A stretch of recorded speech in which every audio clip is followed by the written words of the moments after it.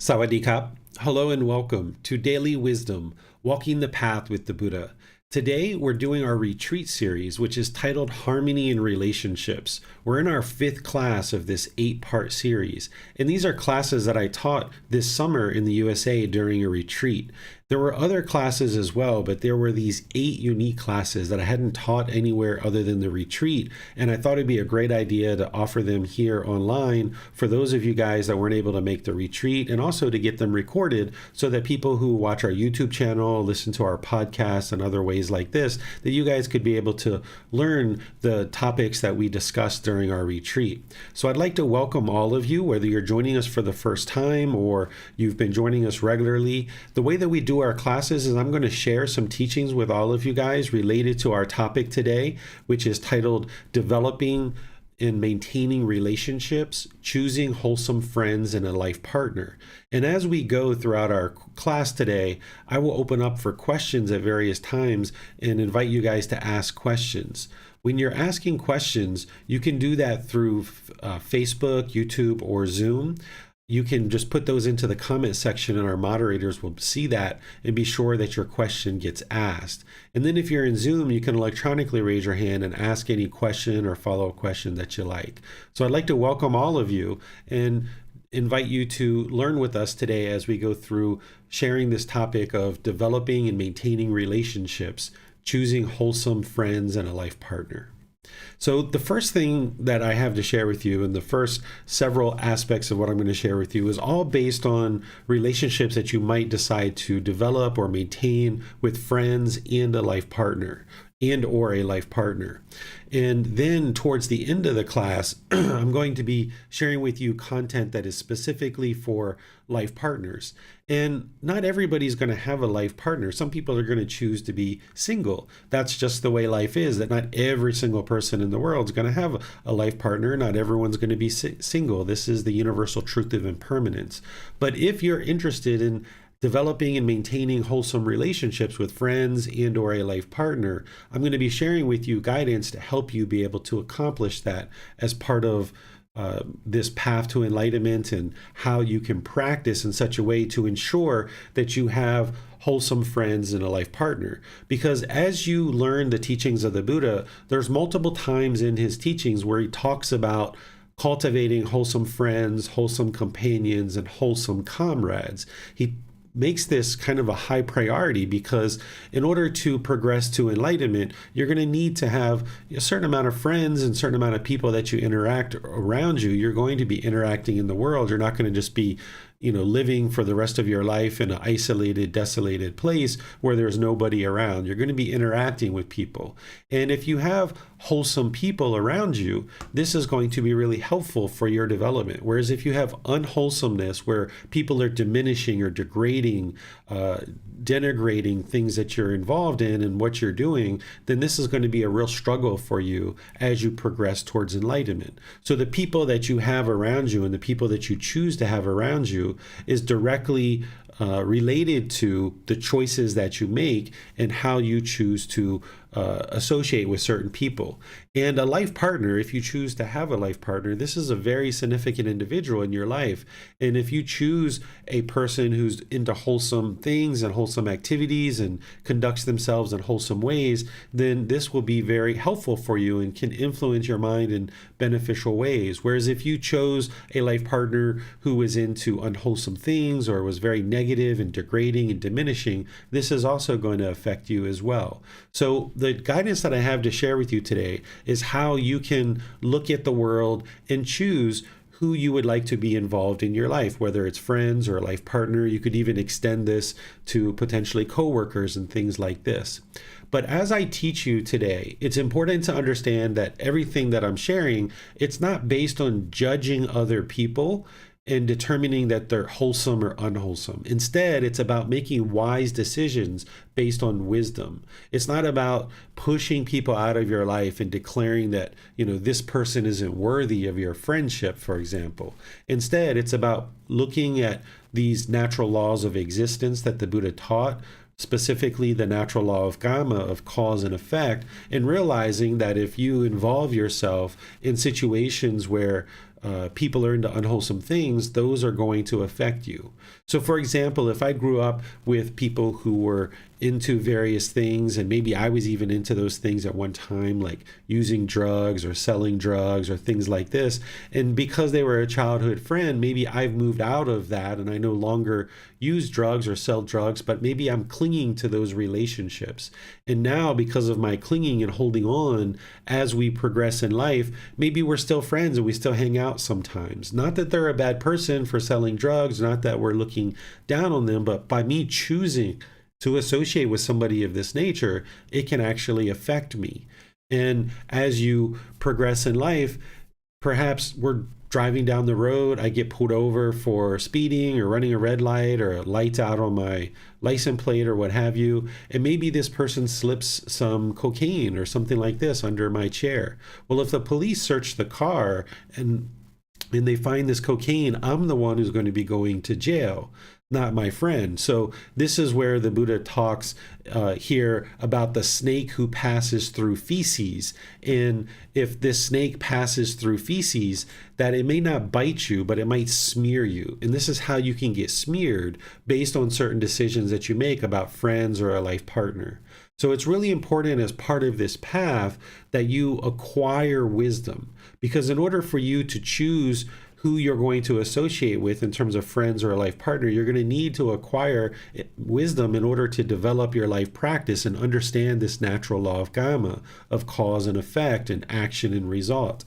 If you're lacking wisdom about the path to enlightenment and about the natural law of karma, you're going to struggle in making decisions about who to involve in your life. So one of the primary things that you would like to develop wisdom around is the natural law of karma, of cause and effect, or action and result, because it's your life, your decisions, and your results. Who you choose to associate with and involve in your life, it matters. And if you use this example that I'm providing, you can see here that if we associate with somebody who's into unwholesome things, it can affect us. Not that this person necessarily is adamantly looking to affect us, but it can affect us as we associate with people who are into unwholesome things. Our mind can be influenced in negative ways, versus it can be affected and influenced in positive ways. So if you choose to use something like the 5 precepts, for example, as maybe like a way for you to discern who to involve in your life and who not to involve in your life. If you are learning the 5 precepts through the teachings of the Buddha and the words of the Buddha, then you know that these aren't rules, they're not commandments, it's not thou shalt do this or thou shalt not do this.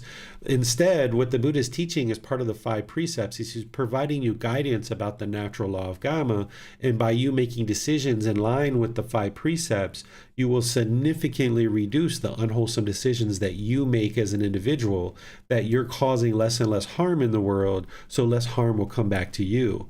Well, if you understand these 5 precepts and you're aspiring to practice them more and more closely, if you choose to associate with individuals who are also practicing these, then that will be that will go very well for you, because those people's decisions aren't going to be causing harm to you.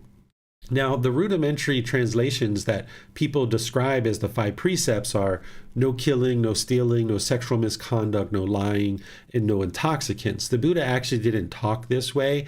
His words around the 5 precepts are much more illuminating than this. And it's not no, no, no, no, no, don't do this, don't do this. And it's not this black and white thing of, like no killing. That sounds like, preserve all life at all cost, which the Buddha actually didn't teach. Instead, he taught to be compassionate for the welfare of all living beings. And you can see in the classes and in the books and the videos and other resources that I share around the 5 precepts, how the Buddha talked about the 5 precepts. And he gave you much more illuminating language than just no killing, no stealing, no sexual misconduct, no lying, and no intoxicants. He provided much more detail.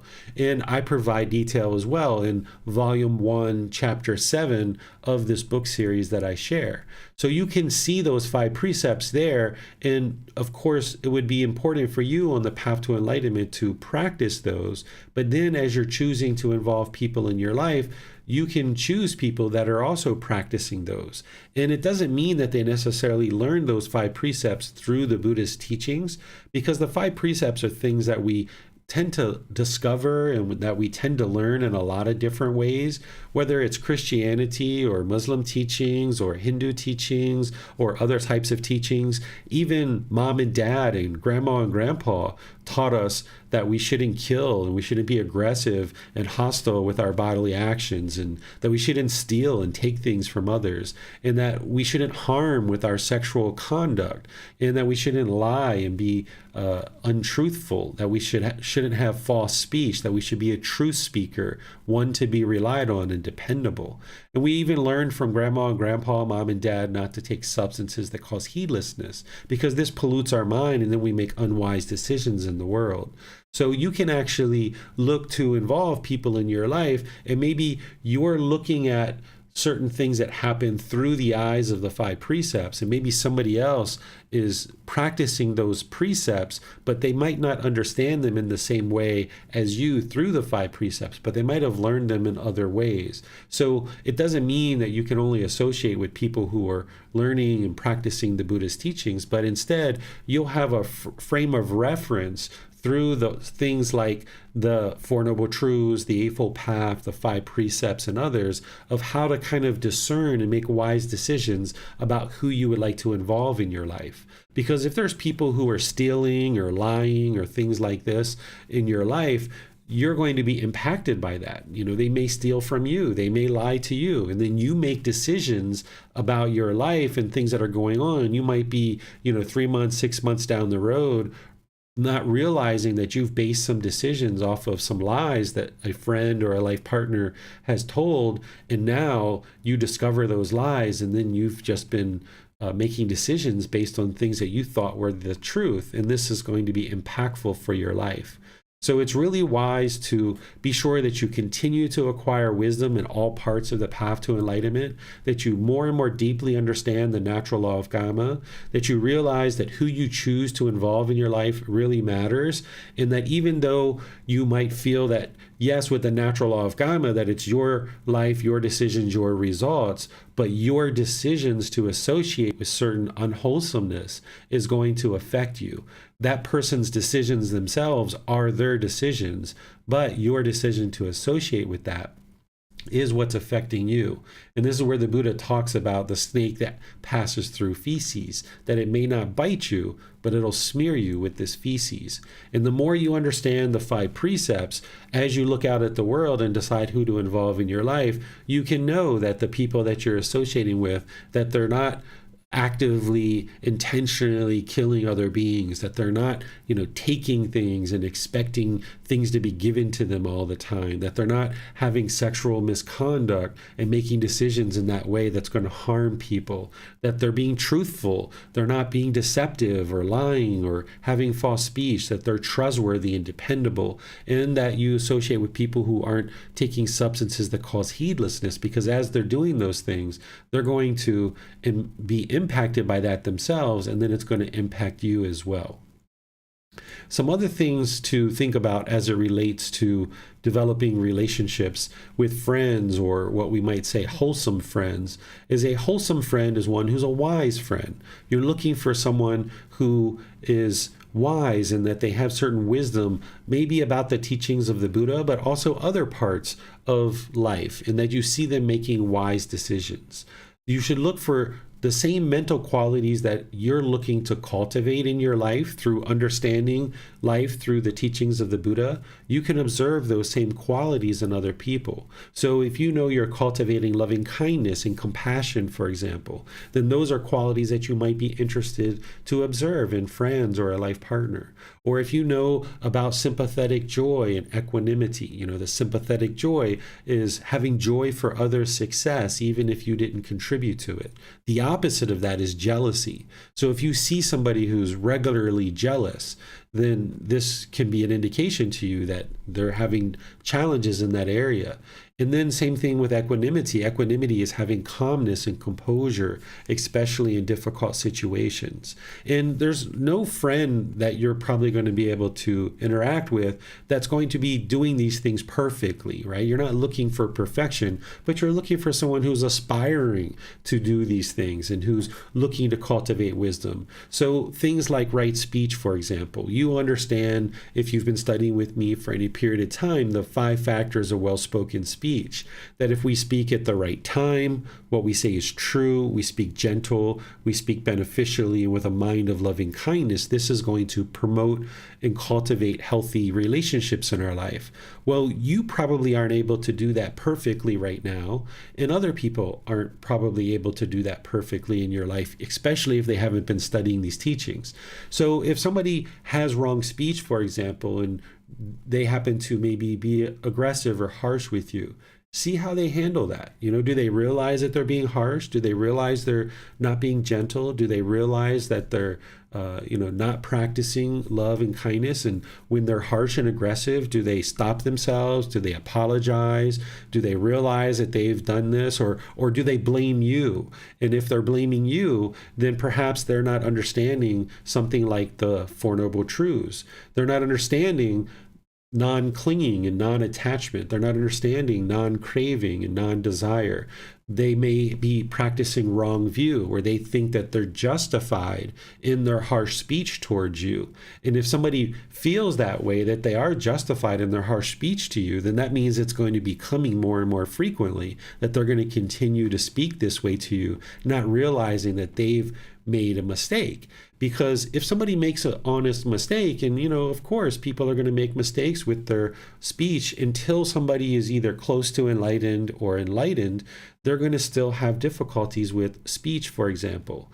And if somebody speaks harsh or aggressive, or they're disgruntled or negative, if they recognize that and they apologize for that, and they realize that they need to work on that for themselves, well, hey, this is somebody who's wise. They're making decisions and they're understanding that they've made a mistake here. They're accepting responsibility for it, and now they're aiming to do better. This is outstanding, right? They're willing to do the work, and they're looking in the right place, which is in their own mind. Whereas if they're blaming you, this means that they're not understanding that any kind of aggression or hostility or even the slightest little disgruntledness is coming from their own mind. And if they continue to blame you for it, or other people around them, then they're not going to be able to solve this problem. So you'll need to make decisions as you walk forward on the path to enlightenment of certain relationships that you're going to choose to continue to be involved in, even though you might know that there's some challenges in the relationship, and you're willing to work on that and improve it,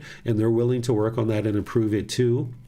But both people understand that they need to work on their own minds. It's not trying to control the other person to do something you want, but instead it's looking at your own practice and figuring out what it is that you need to do to improve.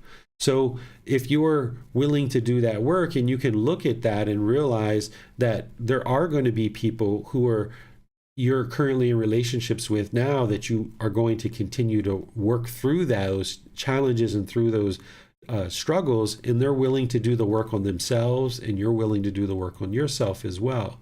But then there's going to be other relationships in your life, and as you progress on this path to enlightenment, that you might just realize that there's too much difficulties there's too much struggle, there's too much hostility, there's too much aggression. Maybe they're not willing to do the work. They don't even maybe see that they are causing their own difficulties. They're continuing to blame you. Maybe your mind is having some difficulties as well in the relationship, and you might just choose to move on and not participate in that relationship. And I'll help you to understand how to do that.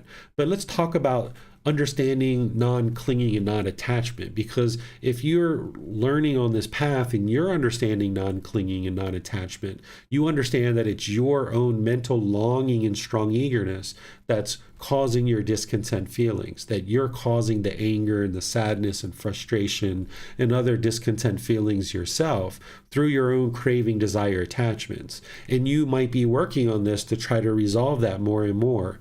But if you cultivate relationships with friends or a life partner who firmly believe that you are the cause of their anger, or you are the cause of their hostility or their frustration or their annoyance, then this is going to be a real struggle in the relationship, because they're going to be constantly blaming you for things that are going on in their mind. And where you can help them to understand, you can do that. But if they're unwilling to understand, that may be one of the relationships that you choose to work on, and it's going to just take you more time. You're going to need some patience. Or it may be a relationship that you choose to move on from. Only you can make those decisions about what would be best in those particular situations based on the relationship and the history of the relationship. But as long as this other person is not understanding what clinging and attachment is, they might actually be trying to cling to you and holding on to you and thinking that that's going to bring them some kind of lasting satisfaction. So when you get really good at understanding your own cravings, desires, attachments, your own clinging, when you're working on identifying those and eliminating those from the mind in your life practice, then you can actually get really good at observing when other people are clinging to you or attached to you through things that they do, things that they say. And you would like to get to the point where when you observe that about other people clinging to you, that you're able to skillfully do things to help eliminate that. Let me give you an example. If you have a friend who's constantly texting you, or if your life partner is constantly texting you or calling you or having constant contact like this, or expecting that when they do text you, that you reply within 5 minutes or 10 minutes. And if you don't reply, they get angry or frustrated, or they worry about you if you're okay. This is an indication of clinging, because they have a certain expectation. That's what craving is, or desire. It's this want, this expectation, this longing, this yearning, wanting things to be a certain way. And if their expectation is that you have to reply to them within 5 or 10 minutes, or they're going to get angry, that's not going to be possible for you to reply to them in 5 or 10 minutes all the time. And you're not interested in cultivating relationships where people maintain that expectation that you should reply to them in 5 or 10 minutes, because now you're attached to your mobile device and you have to constantly check it. And if you don't reply back to this person, they get angry or frustrated, or they get worried or think something's wrong. So where you see that somebody's having this challenge, again, they're not a bad person. They just maybe are not understanding their own craving, their own clinging. What you can do in order to help this person without even necessarily talking to them or telling them anything is you can just slowly, gradually put more and more space between the times that you reply back to them. So if you know that they expect you to reply back in 5 or 10 minutes, start going to 20 or 30 minutes or an hour. And then when you're doing that for a while and their mind adjusts, they're going to get angry a few times. They may even blame you for their anger. That might be an opportunity for you to talk to them a little bit and help them see that they're causing it themselves. But then start expanding it longer, every 2 or 3 hours, or then get to once a day or once every 2 or 3 days. Get to the point where this person has let go of the expectation that you should be replying to them right away, or that when they call, you should answer right away. If somebody's calling you 2, 3, 4, 5 times repeatedly, trying to get you to pick up the phone, that's an indication that someone's craving or clinging. Choose not to pick up the phone. Just let it keep ringing, let it keep ringing. And then when they finally stop after calling you 3, 4, 5, 10, 20 times, then maybe after 3, 4, 5 hours, then you decide to call them, right? And see if they how they respond to you. See if they react with hostility and aggression. Are they blaming you? But you would like to spread this out farther and farther and farther, because otherwise you're going to cultivate a lot of people around you that are constantly expecting you to reply to them or answer their phone call on a first ring or, immediately. So these electronic devices that we have, it's great to be able to stay in contact with each other. But when people have craving and clinging to reach out and contact you, and they're putting that expectation on you, now it's like a noose around the neck. It's like a ball and chain around your ankle where you're constantly having to attend to this electronic device, and this person is going to get angry or frustrated or irritated if you don't do that. So look for situations like this, not just with text messaging and phone calls, but other situations where people are just clinging and clinging to you, and look for ways to put some more and more distance from that individual and you. And then maybe you do that for a period of time, and then when their mind kind of lets go of these things, then you're able to start associating with them more at ease. And then you'll find that your life can be more peaceful and more joyful because you don't have 10, 20, 30 people that are constantly expecting you to answer their call and answer their text messages right away, because that's going to be a real burden for you to carry around. There's some more that I need to share with you guys, but I thought just to get us started and allow you guys to ask some questions, I'll just pause here and see what questions you guys might have.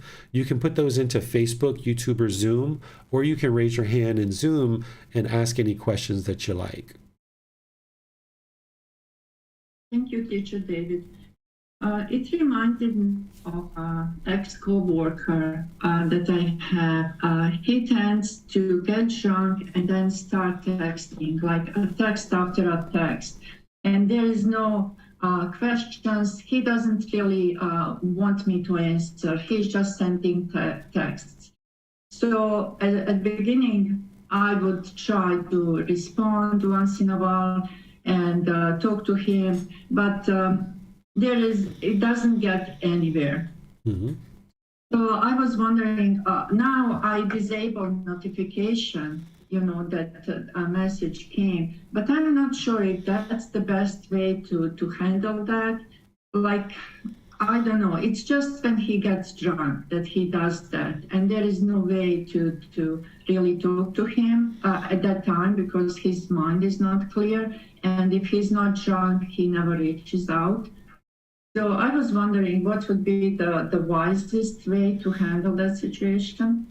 That seems like a wise decision to me, that if you've seen a repeated pattern of this person, just contacting you during times when they're intoxicated and there's really no, point or no purpose behind it, then sure, you can turn off the notifications, put that on mute, ignore it.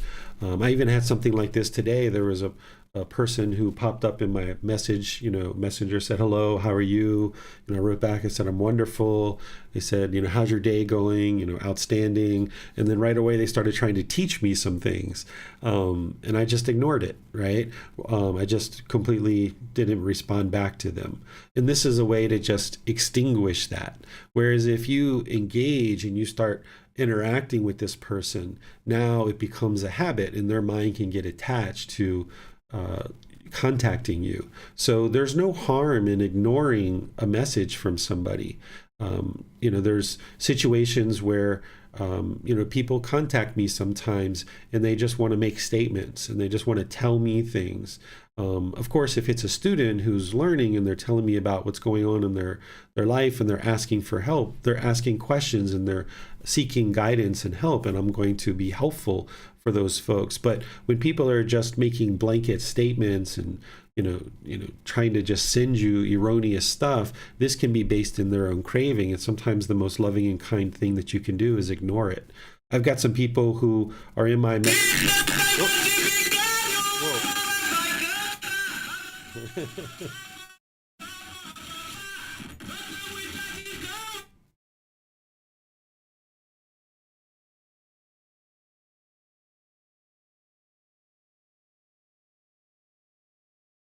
All right, that was a loud one. All right. So it sounds like our Zoom got crashed here, but we're still online. We've disabled all the Zoom stuff. So as I was saying, Tonka, there's people who are in my Zoom that I've had to mute or ignore, that just send a picture every day or a thumbs up, every 2, 3, 4 days or something like this. And this is just their craving, that they're just wanting some kind of contact. And if you continue to read their messages or if you reply to them, this just allows their craving to continue. So What you're doing is completely fine. You're not judging this person. You're not looking down on them. You're not thinking they're a bad person. You're just choosing to ignore. And this is their karma based on them being talking in a way that's unbeneficial and being intoxicated to have people ignore their messages. This is the results of their decisions of being intoxicated. Because if this person was having a conversation that was beneficial, then people would be interested in talking with them and having a relationship with them. Thank you, Teacher David. Also, Bassam is asking, how can for parents to not allow their children to cling to them, teacher? Yeah, this is a class that I taught just recently about how to eliminate attachment to those who are closest to us. So in the case of a child, there's multiple things that you need to do, and children are normally going to cling to their parents, and this is part of what happens, and the parents are oftentimes attached to their child. So learning how to allow your child to do things without you, like going to other people's houses or spending time with an aunt or an uncle or grandma or grandpa and being away from mom and dad for a period of time, going out and playing outside with other people, being in the same home together and being in different rooms and not being needing to be beside each other all the time. These are the kind of things that you can do in order to help a child and help your own mind as a parent to let go of needing to be with your child all the time. So sleepovers at grandma's house, grandpa's house, aunts, uncles, friends' houses, this can be really helpful. And then when there is that sleepover and they're gone for a day or two or three or what have you, mom and dad shouldn't be calling and saying, how are you doing? Are you okay? What are you doing? Is everything okay over there? Because this is the mind craving. There needs to be the ability to, you go enjoy your time somewhere else, and we're going to go over here and enjoy our time. And this is impermanent. And oftentimes with a child, you need to gradually build up to this where they're comfortable with, having that separation. But that would be a really good way to help a child to let go and not hold on to mom and dad so tightly. Thank you, Teacher David. Doesn't appear that we have any other question at this time. Okay. All right. So you don't have any either, Rick? No, no, sir. Okay. So let's talk about love without attachment. This is a class that I also teach as part of the group learning program, and it's in this first book, Volume 1, Developing a Life Practice, The Path That Leads to Enlightenment. This is chapter 15 in that book, and a person who's on the path to enlightenment is going to need to learn how to love without attachment. Because in the unenlightened state, we misunderstand what love is, this craving, desire, attachment, where the mind is longing and yearning for things to be a certain way. Oftentimes that's polluting true love. This longing and yearning, this craving, desire, attachment is masquerading as love.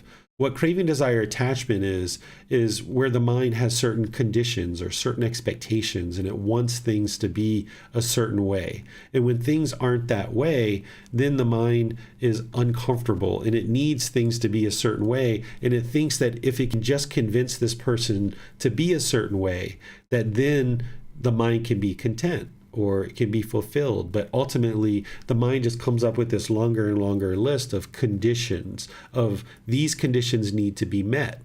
And when these conditions are met, we oftentimes in relationships say, okay, I've fallen in love with you, or I am now in love with you.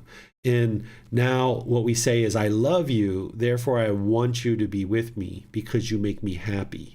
This actually isn't love. There may be love in there, but really what it is it's craving, desire, attachment. Because what the unenlightened mind is doing is it's falsely thinking that this craving, desire, attachment is the love. And when this person meets our conditions that we've set out, then we say, okay, I love you. But then as the relationship goes, then this list of conditions gets longer and longer and longer, and it becomes literally impossible for this person to fulfill all these conditions. So we've essentially sabotaged the relationship. And now we get to a certain point in the relationship where we say, I've fallen out of love with you. I don't love you anymore. Essentially what's happened here is when you meet my conditions and you do the things that I want, I will love you and I will say I love you. But when you stop doing the things that I want you to do, I don't love you anymore. This actually isn't love. This is craving, desire, attachment. It's selfishness. It's the mind saying, I love you, therefore I want you to be with me because you make me happy. It's all about me in this craving, desire, attachment. The selfish desires take over the relationship and sabotage it. But what true love is, or unconditional love, is I love you, therefore I would like to see you be well. That I don't have any conditions that you have to meet in order for me to love you. I just love you because I love you. And because there's no conditions that you have to meet in order for me to love you, there's nothing that you can do for me to stop loving you. So over here with craving, desire, attachment masquerading as love, we say that we fall in love and we fall out of love. But in reality, what we're doing is we're falling into craving and we're falling out of craving. Over here with true love, love without attachment, that's unconditional love, you can love every being without even meeting them, without even knowing them. You can just be interested in seeing others be well and interested in seeing others be peaceful. You're not responsible for them to be peaceful. You're not responsible for them to be well. Each individual being is responsible for ensuring that they are well and that they are peaceful. But when you have this love for somebody, then you can just love all beings and you can have this genuine interest in seeing them be well. And you can have this unconditional love where they didn't have to earn your love. So therefore you don't fall out of love with them. So in this type of scenario where you understand what true love is and you gain more and more insight into that by reading chapter 15 in volume 1, by working with a teacher, by learning in the classes that I've taught that, and then you start implementing it into your life more and more, then you can start practicing true love in your relationships and you can get accustomed to what that's like and you can experience that in your relationships. You may not have actually have had a relationship at this point where you're practicing true love and the other person's practicing true love. Because if you're not understanding what true love is, that means there's going to be discontentedness in the relationship. There's going to be disgruntledness. There's going to be irritation. There's going to be annoyance. There's going to be arguments. There's going to be anger. And it's not that either person is a bad person. It's just that the mind is untrained. It doesn't understand a lot of aspects of the path to enlightenment, and it doesn't understand how to practice true love without attachment. But the more that you understand true love and you can practice this in all your relationships, now your relationships become very peaceful because you don't want anything from this person. Because as long as you want something from this person, there's going to be times where they can't give that to you because of the universal truth of impermanence. They can't give you what you want permanently. So the problem isn't that they aren't giving you what you want. The problem is that you want something. And then what happens is when we have these conditions of things that we want and they're not being done the way we want, we tend to try to control the other person and try to convince them to do things our way. This is the mind struggling in the relationship, and now it starts sabotaging the relationship through trying to force this person or convince this person to do things your way. And this crushes the relationship because there's more and more discontentedness that comes about because they're not doing things the way you want. And then the more that we try to force or control that person, they feel uncomfortable because they're being forced or controlled to do things a certain way. So you need to break away from this and learn how to love people as they are. That's what true love is loving people as they are. If you're a parent or if you have had unconditional love for your parents, then you might have an understanding of what unconditional love is. But oftentimes unconditional love gets tainted with craving, desire, attachment. So you might love your parents or you might love your children regardless of what they do.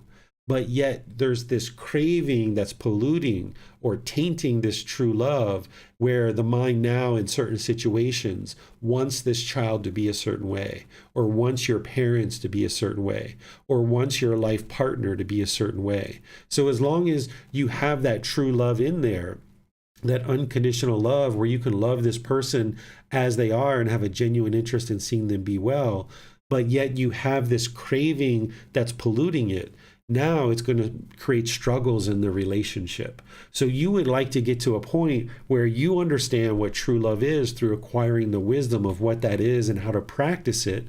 And then more and more that you're able to cultivate relationships such that the people around you start to understand this. And the way that they will understand it is by you practicing it. And this is one of the reasons why most people in the world aren't practicing true love, because they're not in relationships, or they haven't had relationships where there are true love that's happening. There might be unconditional love there, but it's being tainted with this craving. So the more that you get in touch with what true love is, love without attachment, and you practice it, then more and more you'll be able to help the people around you to learn how to practice this as well.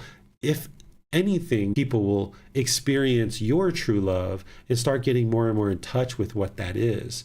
Therefore, you won't fall in love with people and you won't fall out of love with people. You'll just love people as they are unconditionally. And then as part of that, you'll need to learn how to be polite, kind, friendly, and respectful to all beings, and ensure that your relationships are having politeness, kindness, friendliness, and respect. Because if there's a relationship that doesn't have these baseline foundational needs, then the relationship's going to struggle to be healthy. There's these baseline needs that any relationship needs. The politeness, kindness, friendliness, and respect needs to be there in order to build this healthy relationship. Where if you or another person were impolite, unkind, unfriendly, and disrespectful repeatedly on an ongoing basis, this is going to create struggles in your life. And as long as these struggles are happening and transpiring, then you guys are going to struggle in your relationship because you don't have the baseline foundations of politeness, kindness, friendliness, and respect.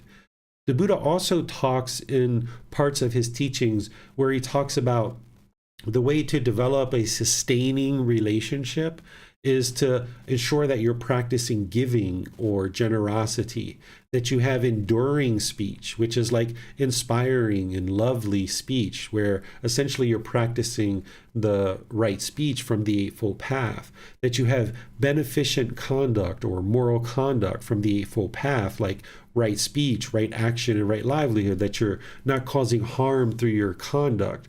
And that there's equality in the relationships, that you look at people as being equal, that if you put yourself above others and you talk down to people, this isn't going to promote healthy relationships. Or if you put yourself below people and you look up to people in ways that your mind is uncalm and shaken up, then this is going to be challenging for you to have relationships like that. So when you learn this wisdom about how to have healthy relationships, and you know what it takes for you to have healthy relationships with others, then you can also look for these same things when you are cultivating relationships with others, whether it's friends or a life partner or coworkers or what have you. Look for people who understand true love or are interested in understanding true love, people who are polite, kind, friendly, respectful. If you are practicing and they're practicing generosity, enduring speech, endearing speech, beneficent conduct, and equality, this is going to be very helpful in your relationships. And then you would like to eliminate confrontation in your relationships, understanding that when you're in relationships, there's going to be disagreements. Disagreement doesn't mean there's something wrong. Oftentimes when we're in relationships, particularly with a life partner, but also with friends as well, we think if our friend disagrees with us or if our life partner disagrees with us, somebody might interpret that as disrespect. And now, if the mind's craving permanence, wanting everybody to agree with you, now your mind might crave for this agreement. And then when somebody disagrees with you, now the anger, the frustration, or the irritation, the hostility, the bitterness, the aggression starts to arise, and then our conduct becomes unskillful. And now we start being harsh and aggressive towards people through our intention, speech, and actions. But if you understand that disagreement is completely normal, this is the universal truth of impermanence, that it's not possible for everybody to agree with you. And if you're basing your decisions of who to be friends with or who to be a life partner with based on people who disagree with you, then that means you're only going to be able to associate with people who agree with you 100% on everything. And there's really, not many people, if any at all, that are ever going to agree with you on everything. There's going to be people who disagree with you about things in life. So disagreement isn't a problem. Disagreement is actually normal. It's the universal truth of impermanence. But the problem is if the mind's craving permanence, either you or the other person, now when there is disagreement, now there's almost like a fight to death in order to get that other person to agree. Because the unenlightened mind thinks that if I can just get this person to agree with me, everything will be fine. But if you understand that disagreement is normal, it's described as part of the universal truth of impermanence, that there is going to be disagreement. Then when it happens, your mind can remain polite, kind, friendly, and respectful in the relationship. In fact, when people disagree with me, I ask questions and I try to understand what is their opinion and what is their view. Because every individual is different. We've all had different experiences. We've grown up in different places. We've grown up in different families. We've had different education. We've had different experiences in terms of our occupation. So our opinions and our views about things are informed based on the unique experiences that we've had in life. So two individuals coming together, either as friends or a life partner, they've had completely different experiences in life. So it makes complete sense that they're going to have different opinions and different views beyond just the universal truth of impermanence, and understanding that, yeah, it's not possible for everybody to have the same opinions and views. But if you understand that everybody's had different experiences in life, then you understand that it's impossible for people to agree with you. That's not the problem. The disagreement isn't the problem. The problem is when the mind craves permanence. Then when there is a disagreement, then the mind becomes hostile and aggressive, wanting this person to agree, and then there's almost this fight to death. So you can eliminate confrontation by understanding that when there's disagreement, that maybe it becomes a conversation and you talk about it. But if you observe that there's anger and frustration arising in the mind, maybe it's not the best idea to talk about this disagreement. But you can actually disagree with people respectfully and politely, and then still be friends and still be a life partner. You don't need to force agreement through hostility and aggression, through fear, through argument. And where somebody's looking to do that with you, it's better to just not engage in that type of discussion, because if their mind is craving permanence, the only way for them to calm down is for somebody to agree with them. And if you're interested in only speaking the truth, and agreeing with them would be meaning that you're not speaking the truth, you're not going to be willing to say, I agree with you. And they're not going to be willing to give up this fight until somebody agrees with them. So it's better to just not engage in that conversation. And perhaps you might decide to look at whether it makes sense for you to be friends or a life partner with this person, as somebody's mind is craving for everyone to agree with them. And in situations where you decide that you would no longer like to be friends with somebody, or you would like to move on, it's better to just move on. Oftentimes what we're taught is that we need to go to this person and we need to give them a list of reasons why we can't be their friends anymore, and we need to sever the relationship and be done with it. In certain situations, if there's like a legal marriage or something like this, there needs to be a formal close to the relationship. But the vast majority of relationships that we have, they don't need that. But oftentimes we feel that if we go to this person and we're the first one to go to them and we tell them all the reasons why we can't be their friend anymore, it's kind of our way of walking out of the relationship with some kind of dignity, like we were right and they were wrong. And therefore we can walk away from this relationship with our head held up high because we know that we're better than this person.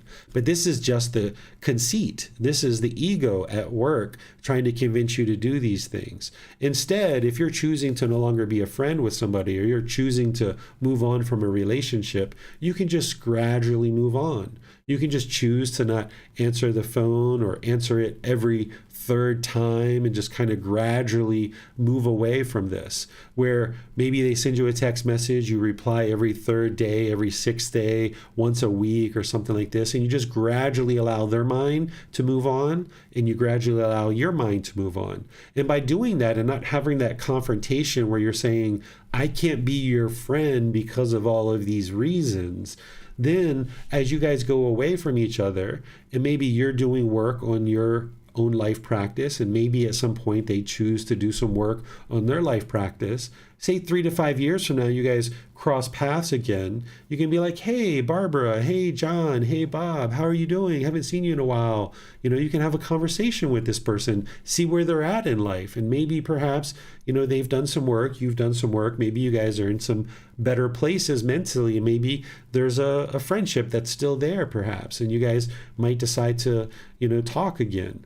But if you sever this relationship in a harsh and aggressive way, and you bring this abrupt impermanence to the relationship, now the minds are going to struggle with this. And then if you guys end up crossing paths at some point in the future, it's going to be very awkward. It's going to be very challenging to say, hey, Bob, how you doing? Hey, Susie, how you doing? Because there's been this, this real aggression or this confrontation of these are all the reasons why I can't be your friend. This is judging the person. This is saying, these are all the things wrong with you, and this is why I can't be your friend anymore. This is judgment. You're not interested in judging others. If you realize that maybe somebody's speaking harsh or aggressive or hostile, and they're impolite, unkind, unfriendly, and disrespectful, and you've decided like, hey, it wouldn't be wise for me to continue to be around this, rather than judge them and look down on them and tell them all those reasons why you're choosing to not be in a relationship, you can just have loving kindness, which is a genuine interest in seeing this being be well. You can have compassion, which is concern for their misfortune, and just choose to gradually drift away. And that allows them to move on and allows you to move on without this big confrontation and this hostility and this judgment of looking down on somebody of why you can no longer be their friend. Some other things to think about as you're looking to develop and maintain relationships is when things are happening in your relationships, don't assume that you know the full story. It's very rare that you're going to know the full story. If you've been around children or even adults, then you know that when certain things happen, particularly outside of your presence, you're not going to necessarily know the full story. Or if somebody is struggling with something, you don't necessarily know the full story. So you're going to need to ask questions rather than assuming that you know the full story and you know what's going on with this other person. You're going to need to ask questions and seek understanding before making any decisions. Because if you assume things, then you're going to be making decisions on something that maybe is not true. We talk about this word assume in common language. In the Buddhist teachings, this is called perceptions. What a perception is the way things seem to be. And it may be true and may be false, but it's the way things seem to be. It can oftentimes be an untruth. And if you're clinging or you're holding on, you're clinging to your perceptions of the way things seem to be, you might start making a bunch of decisions in your relationships based on the way things seem to be, your perceptions, your assumptions. And now when you're making decisions based on your perceptions or your assumptions, you can oftentimes be very wrong about what you're choosing to make decisions about. So it's better to ask questions and be sure that you fully understand the situation before you start making decisions. And then understand that being a problem solver is very helpful as you progress forward in life. An enlightened being is going to be a very good problem solver. Because they're asking questions, because they're basing their decisions on the truth, they're not going to make decisions based on false truths. They're not going to cling to their perceptions or the way that things seem to be. Instead, they're going to be asking questions to try to understand the situation. And then when they understand it, an enlightened being will be able to make decisions and solve the problem. In fact, enlightened beings don't even look at situations that are occurring as a problem. It's just a challenge. Whatever is occurring in life, it's just some impermanence. So if you receive something in the mail that that you feel is untrue, like maybe a ticket from the police, or maybe you get a bill that's inaccurate, maybe someone's overcharging you for some service. Rather than look at that as a problem, just look at it as impermanence. Okay, either this company has made a mistake somewhere and they're overbilling me, or there's something that they're billing me for that I don't realize that I spent money on. Let me get some more information here. Let me investigate this. Let me not cling to my perception that I'm being overbilled. Instead, let me call them up. Let me politely, kindly, friendly, and respectfully ask questions and try to understand what it is that they're billing me for. Because there's something that I'm not understanding, or there's something that the company is not understanding. And let's work this out. So there's some kind of challenge that's being presented. It's some type of impermanence somewhere. There's some wisdom that is unknown. So let's ask questions and try to discover the truth. And then we can make decisions that bring this to a conclusion. So ensure that you're understanding that you're going to face challenges in the world. You're not always going to know all the information, and you're going to need to offer solutions to be able to bring something to a conclusion that everybody can be comfortable with.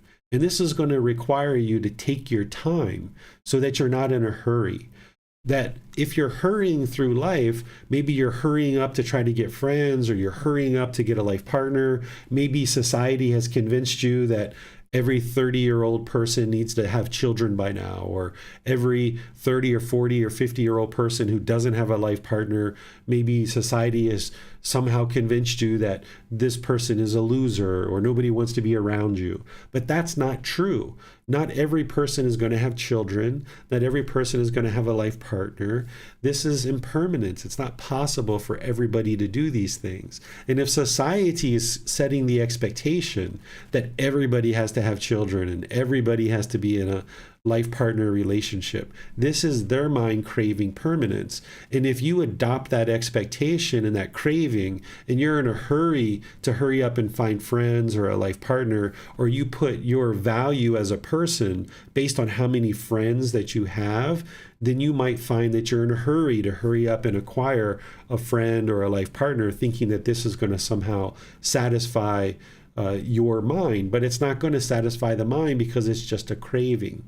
So you're going to need to ensure that you're not rushing in the decisions that you're making about whether you need to acquire a friend or whether you need to have a life partner, but all aspects of your life. You shouldn't feel that you need to hurry up and make a bunch of decisions, because when you feel the mind is hurrying, this is because of craving, desire, attachment.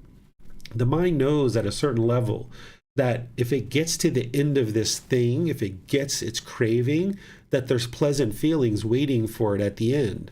So oftentimes what the mind tries to do is it tries to hurry up and make a whole bunch of rapid decisions in order to get to the end and actually get that thing, get the reward, because it wants those happy, excited feelings, those conditioned pleasant feelings. So if you saw a commercial about a new electronic device or a new pair of shoes or something like this, your mind might have developed this craving that I've got to have those shoes, or I got to have that new electronic device. And now you search on the internet, you look to see what it's about, you do all this research, you find out what the prices are, you find out where that product's being sold, you check their inventory, you might hurry up and go to the store, you might call the store and see if they've got it. There might be all these rapid decisions of go, go, go, go, go, go, go, where the mind just believes that if it gets the objects of its affection, there's going to be some kind of lasting satisfaction there. But what you would like to do is restrain the mind and pull the mind back and realize that you need to take your time, that you need to look at your wants versus your needs. This is what's going to slow the mind down. You might want a life partner, but are you really at a point in your life where you're able to do that, in that you feel that you've done the work and you have the wisdom in your own mind to be able to make a wise choice about a life partner?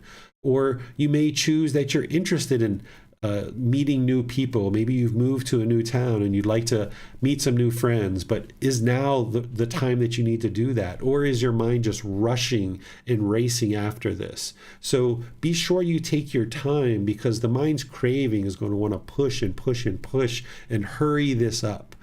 So you're going to need to take your time in choosing to develop friends and a life partner. Look at how your friends or any potential life partner treats other people, because how people treat others is ultimately the way they're going to treat you someday.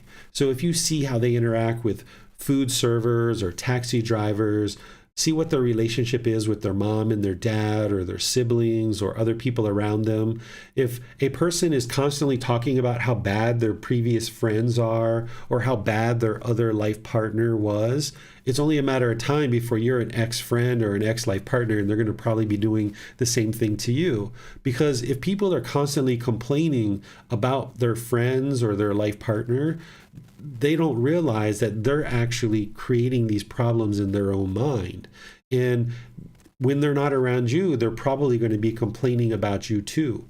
So look at how they treat people, look at how they interact with people, look at about how they talk about other people. And if people are generally positive and uplifting and thinking about things in that way, then this is somebody who looks at you in the same way. But if they're negative and degrading and diminishing towards other people and they treat other people that way, they're eventually going to be treating you that way or talking about you in that negative way as well. Understand that your role in your relationships and your role in life is not to please other people through your relationship choices.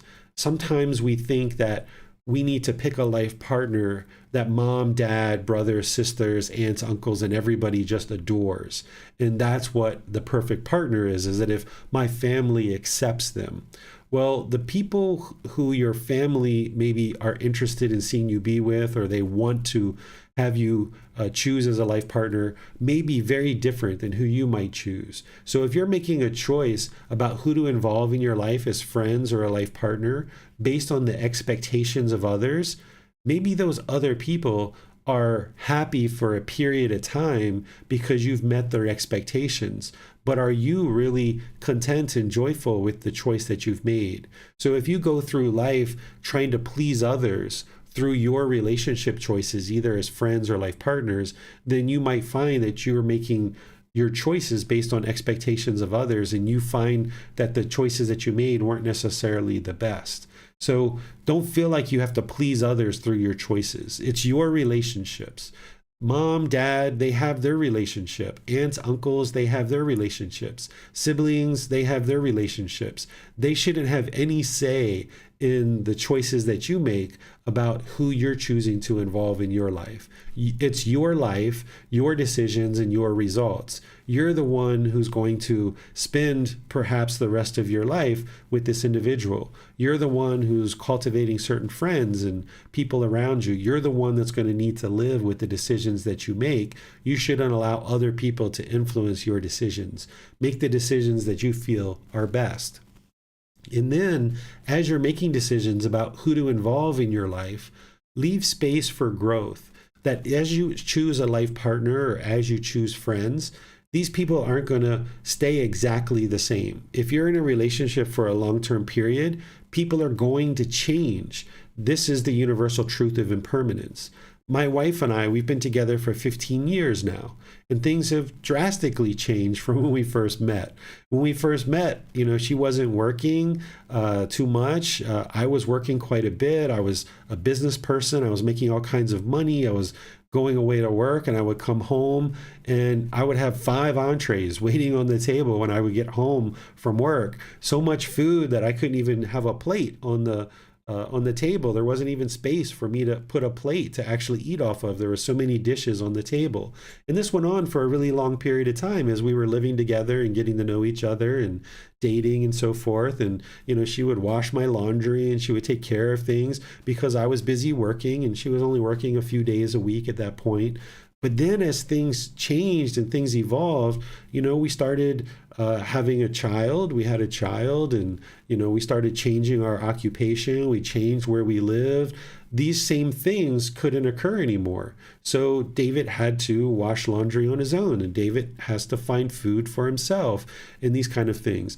I don't make an enormous amount of money anymore. I just live very basic life on donations, and if either one of us, either my wife or I, based the conditions of our relationship based on what was happening when we first got together, now that things have changed, somebody might say, oh, the love is gone, or I don't love you anymore.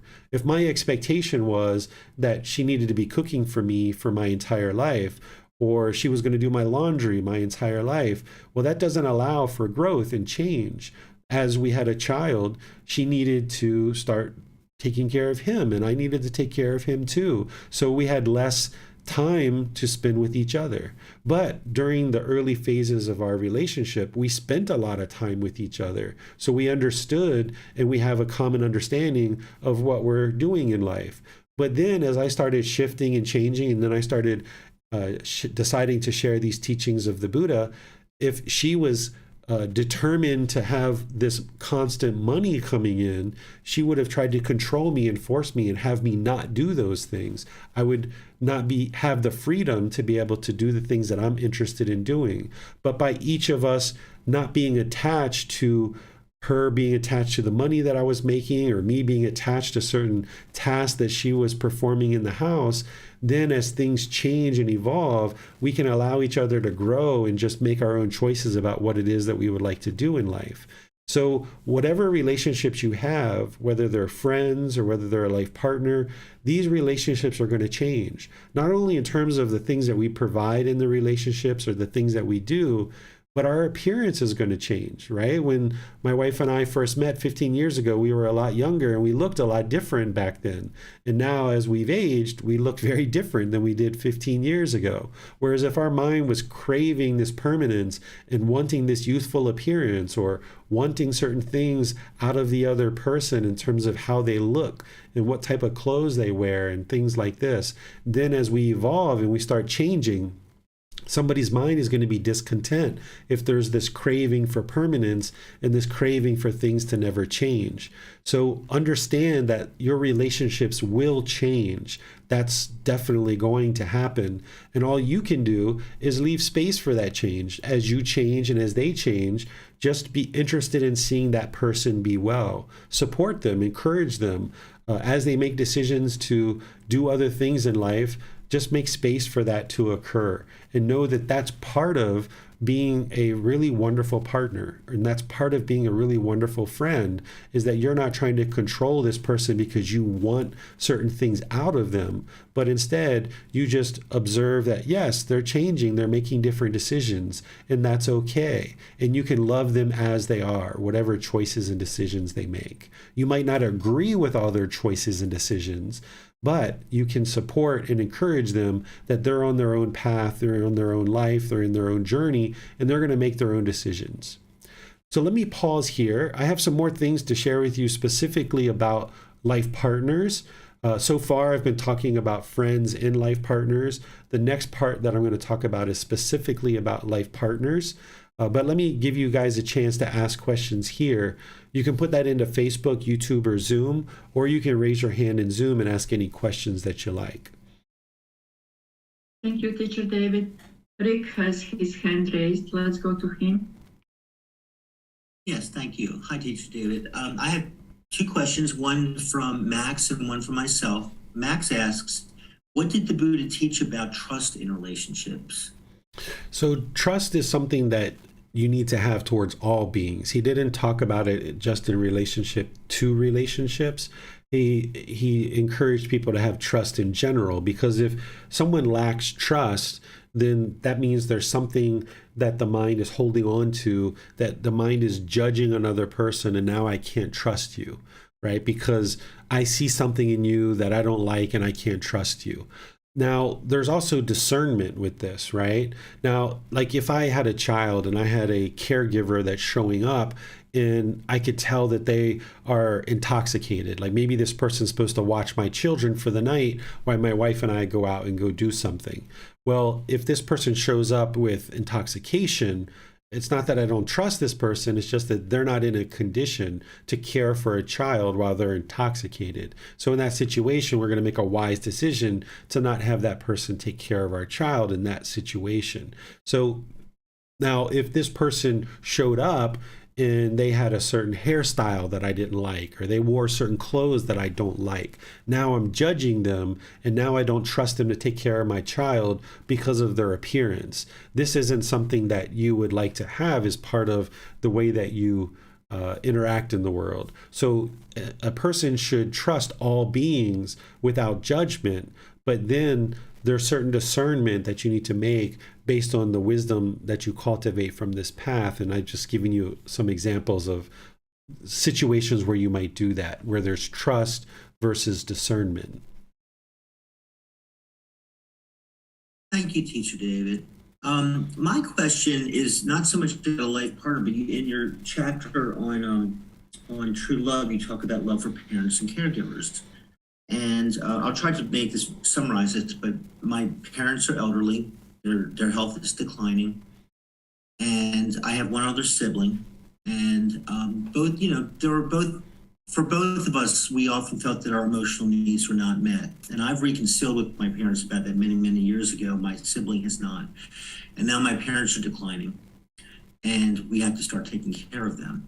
And so I'm having two issues. One is that they're losing their independence, so they're becoming very resistant. And I'm trying to find ways to talk about it without causing harm to them. And I know that sometimes my mother gets angry with me, and even though I'm very nice about it. And the other one is that my sibling has, because she is not reconciled with my parents, she's very reluctant to be helpful. I mean, she's doing something, but so I feel like I'm taking on a lot of stuff, and it's going to get worse as they decline. That's impermanence. And I was wondering if you could talk a little bit about how I could communicate most efficiently using these principles that you shared with both my parents and with my sibling. Okay. So in regards to your sibling, you need to just accept whatever decisions they make rather than, not that you're doing this, but rather than try to convince them to take care of your parents, or rather than impress upon that they need to help you and so forth and so on. Just whatever decisions they make, if they choose to participate in the care, then they choose to participate in the care. If they choose not to, then you just accept that. And then whatever decisions you make about the amount of care that you can provide, then you make wise decisions about the amount of care you can provide, while at the same time respecting the decisions of your parents. That if they're not interested in your care, and that's not what they're interested in, or if they're pushing it away, then you need to be comfortable with that as well.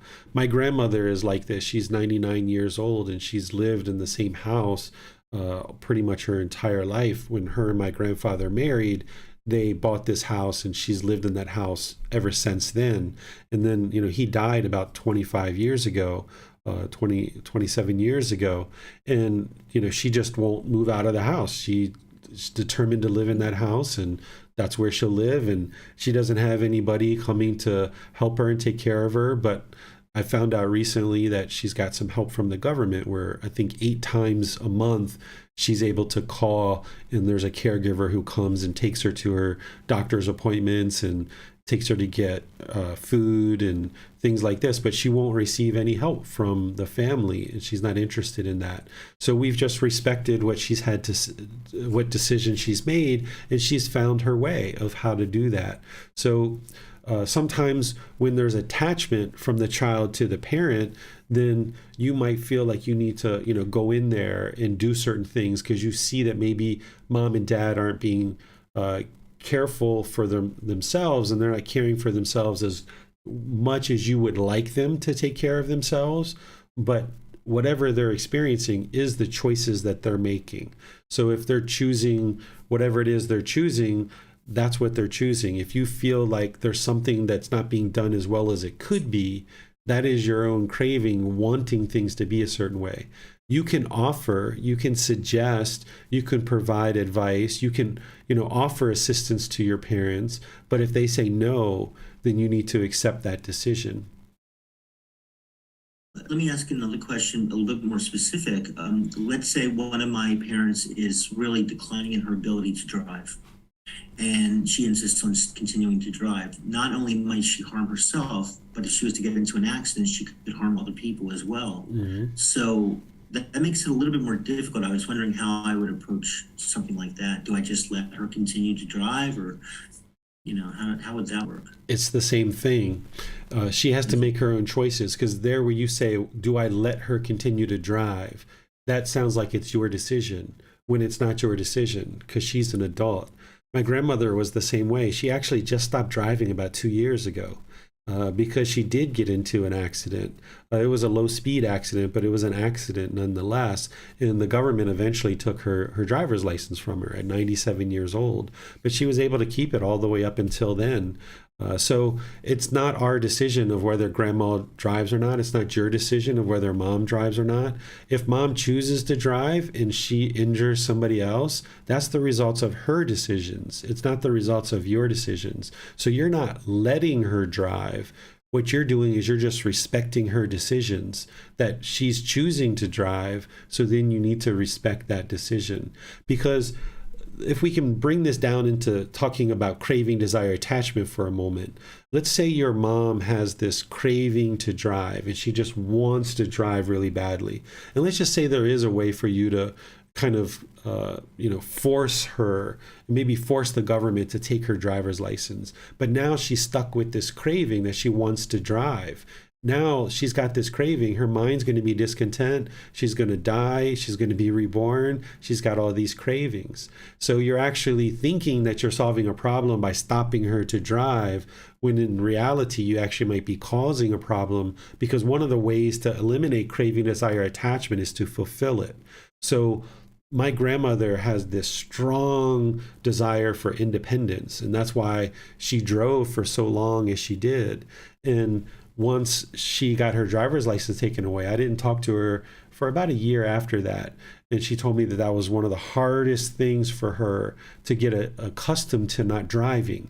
And that's reason why it was so hard, is because she has so much craving to drive and be independent. But there's nothing that we can do to help her extinguish that. In some situations, they just have to be able to do it and fulfill it. So one of the ways to practice true love is to accept everybody's decision around you, is not to try to take whatever you think is best for this person and impress upon them to do that, because you don't always know what the cravings are in that person's mind. They're trying to figure out a way themselves, even without knowing this path and knowing about craving, desire, attachment. An individual's mind is gradually working towards the elimination of craving themselves, oftentimes through fulfilling their cravings. So since you don't know what the cravings are in somebody's mind, you need to accept whatever decisions the person makes. You can suggest not to drive. You can provide advice that, hey, maybe it's not a good idea. You can have that conversation with them. But if at the end of that conversation they say, nope, I'm still going to drive, I need to drive, okay, part of true love is just accepting their decisions that they make. Thank you, Teacher David. Mm-hmm. Let me just check one more time, and it appears that we have no more questions at this time. Okay. Thank you, Rick. And also, I just want to clarify if we are talking about the same thing when we talk about loving kindness and about love. Is it the same thing here, or there is some differences? It's the same thing. Loving kindness is a genuine interest in seeing all beings be well. And that's the same thing that unconditional love is loving beings as they are and having an interest in seeing them be well. Thank you very much. There doesn't appear to be any other question at this time. Okay, so let's talk about life partners.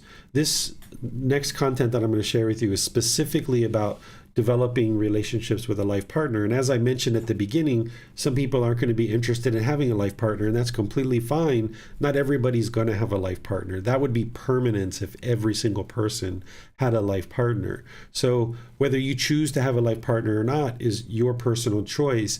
But if you do choose to have a life partner, these next things that I'm going to share with you is going to help you to be able to determine, how to go forward in this relationship, and making sure that you're making a wise choice, because who you choose to have as your life partner, this is a significant role in your life, and you're going to spend a lot of time with this person. So you would like to make sure that you guys develop and cultivate a relationship that's very healthy and very wholesome. The first thing to understand about a life partner is that the perfect partner does not exist. Sometimes what we do is we have this big laundry list of all the things that we want in a partner, and we can only be satisfied if we get all those things. Well, that person only exists in your own mind. That perfect person that meets all those conditions doesn't actually exist. And even if you meet that person that you feel matches to all those conditions, well, either your conditions are going to grow during the relationship or they're going to change because of impermanence. So therefore, you're going to be left right back at the beginning where you're struggling because somebody doesn't meet your conditions. This is not love. This is craving, desire, attachment. There might be love in there, but having those conditions of what you expect out of this person is just going to sabotage your relationships. Be sure that as you are dating or you're getting to know somebody, that you look to develop important skills, develop problem-solving skills. This is going to be really helpful in a relationship with a life partner, because it's not going to be that you meet this life partner and then you live happily ever after. That's not the way any of this works. Instead, you guys are going to face certain challenges in life. So you're going to need to have these problem-solving skills where you guys are able to communicate and discuss things that are happening in life through open discussions, and having the ability to disagree while remaining polite, kind, friendly, and respectful. Be sure that you can have discussions about things that you're facing, that you guys can discuss both sides of it. Maybe you guys disagree, and that's okay. Maybe it's a discussion that's going to take you 3, 4, 5 days or 3, 4, 5 weeks before you come to a conclusion. When there's craving in the mind and you want things to be your way, you might enter into a conversation and think that the goal is to convince this person to do things your way. And the other person might have that same mentality too. And you guys are now struggling to try to argue and fight and convince each other to do things your way. And you can only be satisfied if you walk away with that person agreeing with you, or them being satisfied that you agree with them. And if that's the way that you approach conversations, where you can only be satisfied if you've convinced the other person to agree with you, then there's going to be argument, there's going to be hostility, there's going to be problems in the relationship, because as you guys disagree, you guys are both fighting with each other to try to convince the other person, and then you walk away upset and angry. Whereas if you understand what your goal in this relationship is to come to a unified decision that you guys can both agree with to a certain level, and then you can move forward with that. So that means when you come together, there's a certain topic that you need to discuss, and now you use those problem-solving skills to figure out a way that you can make a unified decision, and you guys can both walk away feeling like, hey, we made the best decision here. And then if you approach your conversations that way, realizing that it's going to be a discussion, realizing that there's going to be disagreement, and you kind of find your way in the conversation of how to come to a unified decision, then you can actually meet with lots of success. Whereas if you enter the conversation trying to advocate for your position and trying to convince this person to do things your way, now that's where the aggression and hostility comes up. And you've sabotaged the conversation before you ever entered it, because your mind might be thinking the only way that you can be satisfied here is if I can convince them to agree with me.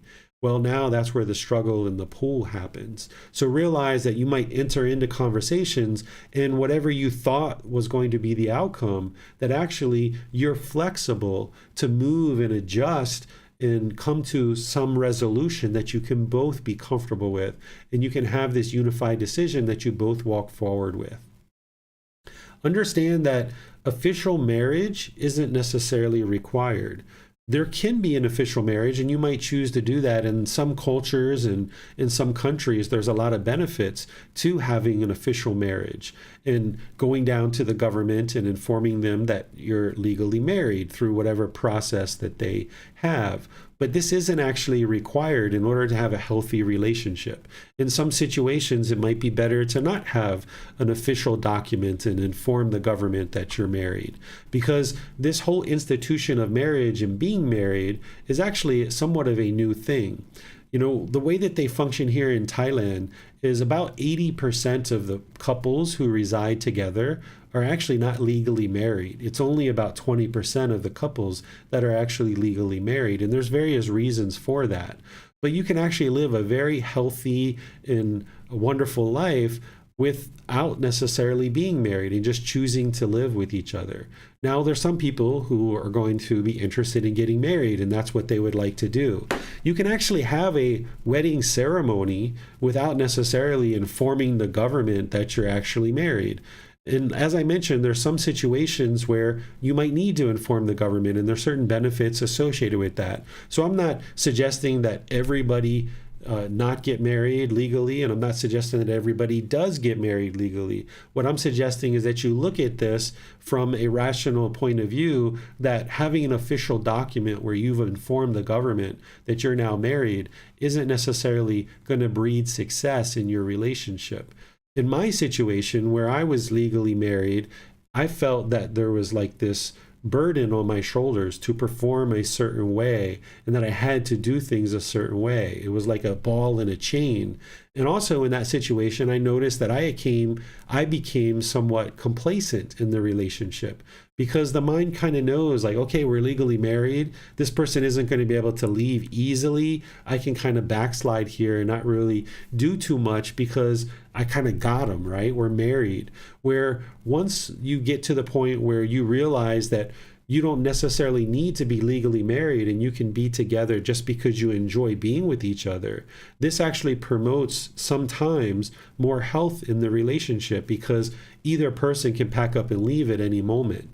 And you'll find that you'll probably be more polite, kind, friendly, and respectful in the relationship, knowing that this person can pack up and walk out the door at any moment. That's the way that we tend to be when we're dating. When we're dating, things tend to go a lot better. Oftentimes when people get married, they get complacent, and then the relationship kind of erodes from there. But also, if somebody grows up with the idea that their Prince Charming or their Princess Charming is going to whoosh them off of their feet, put a ring around their finger, there's going to be this immaculate ceremony, and that's what needs to be done to please mom and dad or to please your own mind, then you might work yourself into a situation where, if somebody hasn't proposed marriage yet, that you feel there's something wrong in this relationship, where otherwise, you could potentially be living together very peacefully and very joyfully as a couple who chooses to live together, either man-man or woman-woman, or a man and a woman living together. And you might be able to actually create a much more peaceful life, not having an official marriage where you go to actually inform the government that you're married, because this can sometimes cause problems in a relationship if there's this craving to get married, or once somebody does get married, if there's this complacency that sets in. So you need to look at this rationally and decide, what's best for you. Is it better to just live as a couple and be committed to each other and have this relationship where you're enjoying being with each other, and this is a committed and loyal relationship? People generally know that you're husband and wife, but you're just choosing to live together. They don't necessarily need to know that you're not legally married. Or does it make sense that you do get legally married based on the culture and based on the country that you live in? At one time, my wife, who I live with now, we were legally married. In 2015, we chose to no longer be legally married anymore. And our relationship has actually gotten better and better and better ever since then. So you can actually live with somebody and choose to be in a relationship with somebody long term without necessarily having a legal document. Those first 7 or 8 years of our relationship was a lot more of a struggle than the last 7 or 8 years. The last 7 or 8 years, things have been quite peaceful, particularly in the last 5 years, as we've practiced these teachings more and more deeply, both of us. there's no arguing, there's no hostility, there's no bitterness. Even when we have a disagreement, we just talk about it and we discuss it. There's no hostility or aggression in our relationship whatsoever. It's nothing but smiles. Where in the past, there was anger, there was bitterness, there was sadness, there was frustration, there was guilt, there was shame, there was fear. That wasn't being caused by the official marriage. It was being caused by our craving, desire, attachment. But by us letting that go and choosing to not have that, we then realized that we were choosing to be together because we just enjoyed being together. And that was what really enhanced our relationship. So each couple is going to need to look at this and decide, is legal marriage best for you? And that's what you would like to do? Or is it better to not have a legal marriage? Because you can still live a very wonderful life without necessarily being legally married. And then understand that getting married is not getting married and then living happily ever after. This actually isn't true. This is a fairy tale, right? This is what we read in children's books, that two people meet, they get married, and then they live happily ever after. This isn't the way that it actually works. Instead, what it is it's meet each other, learn about each other, work on developing skills and abilities to solve challenges with each other, learn to communicate, learn to have discussions and talk about the things that you guys need to talk about, learn to be friends with each other, learn to not want things from each other, learn to be interested in seeing your partner be well and succeed in life, support, encourage, and motivate each other to accomplish whatever it is that you might be interested to accomplish or that your partner might be interested in accomplishing without any expectations or trying to control the conduct of the other person in the relationship. That's what it really is. It's not meet and then live happily ever after, or get married and live happily ever after. There's real work in a relationship. And these are some of the things that you're going to need to do in order to develop a healthy relationship with a partner. As you guys are starting to get together and you're dating and things like this, learn to spend time doing different activities. Where when you guys come together and you're dating, oftentimes you guys are both going out to the movies together, or you're both going out to dinner together, or you're both going to some event together, or you're both coming to a certain house and spending time together at a certain house. Well, typically when we're dating, we're always together. And then when we're apart, we're apart. And we're living separate lives to a certain degree. And we think that that time together is kind of realistic, and that's what we're going to be experiencing. But what can be really helpful for you to do is that when you're coming together for a date, maybe part of that date, you're doing things together, but maybe part of that time you're doing things separately as well. Because if you guys end up being long-term partners together and you reside in the same dwelling together, there's going to be times where your partner's in one room doing one thing and you're in the other room doing something else. And this can actually be bothersome. If you're used to dating and you're always used to being together, then when you actually live together, it might feel like you have to always be with each other. Where if in the dating process, you get used to spending time together, but then also maybe your partner's in one room reading a book and you're in another room watching TV, or you're in one room doing something and they're in another room doing something else. And this can be part of the date where you're learning to reside in the same dwelling, but actually do separate things. And this can help to ensure that there's not attachment in the relationship. Understand that change is going to occur in your relationships, that the appearance of your partner is going to change, the relationship itself is going to change. If you guys end up having children in whatever type of relationship that you have, you might go from boyfriend, girlfriend to husband, wife, husband, wife, wife, to mommy, daddy, or mommy, daddy, daddy. Your relationship's going to evolve. Eventually, you might be grandparents and other roles like this. Whereas if you're craving and holding on to being boyfriend, girlfriend, you might crave date night, or you might crave time alone. And now when people start spending time around you, you might feel like you're not getting enough time with your partner, and you just crave and crave and crave for that private time. So learn to enjoy time together, Learn to enjoy time apart. Learn to enjoy time with friends or family or together with you. But if your mind is always craving something that it doesn't have, like I want more time together, or I want more time with friends, we need to go out with friends, or we need to do this, or we need to do that. This is the mind just craving and thinking that the next thing is going to somehow solve the challenges that you're experiencing in your relationship. Where what the real challenge is the mind's craving something that it doesn't have. It's like the grass is always greener on the other side. So understand that things are going to change in your relationships, and your role shouldn't be to try to force this relationship to stay the same, but instead to grow with the relationship and allow this space to occur, and creating environments where you guys can be comfortable doing different things and learning skills as a couple to discuss things and solve challenges that you're experiencing. So this is everything that I had to share with you guys today related to this topic of developing and maintaining relationships and choosing wholesome friends and a life partner. So I'll just turn things over to all of you guys for any questions that you guys might have.